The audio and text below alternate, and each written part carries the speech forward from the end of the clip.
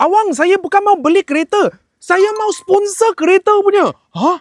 Hari itu kan Awang ada cakap, ada follower, dia komen cakap, wah kereta Awang buruk lah. Percuma kasih orang orang pun tak mau. So, I suruh apa? Kalau you orang ada yang kereta yang buruk-buruk, boleh bawa lagi punya running condition lah. So, you cakap percuma orang kasih tak mau. Okay loh. I punya customer mau loh. I punya follower mau You percuma kasih Awang lah.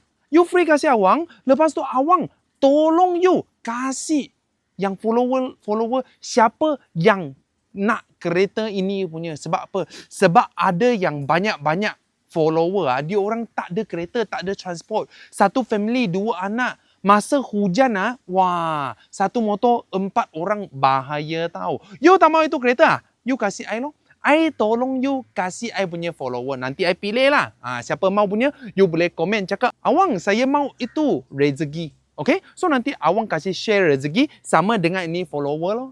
Follower share rezeki sama Awang, Awang share rezeki sama kau orang. So jangan lupa, masa you kasih I itu kereta kan, nanti I buat potong nama Puspakom, inspection semua barang itu kira Awang punya. Insurans Rotex pun kira Awang punya.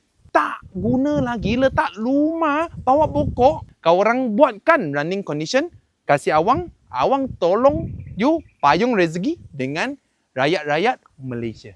Follow Awang, dapatkan info dan knowledge kereta.